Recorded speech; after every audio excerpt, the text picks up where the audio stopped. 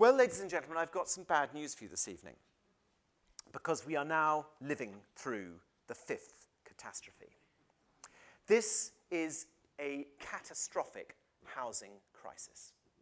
A crisis that means today 40,000 households are homeless or in temporary accommodation, and a further 220,000 living in overcrowded conditions. A crisis that will see the minimum deposit to buy a house rise in London to £100,000 by 2020. And here you see a graph showing the rise in house prices over the last few years. A crisis that could mean that by 2040, the only people who could afford to buy a house in London is a banker. Did you know that if the price of food had risen at exactly the same rate as house prices over the last 30 years, your supermarket chicken would cost you £47. Your jar of coffee would cost you £20.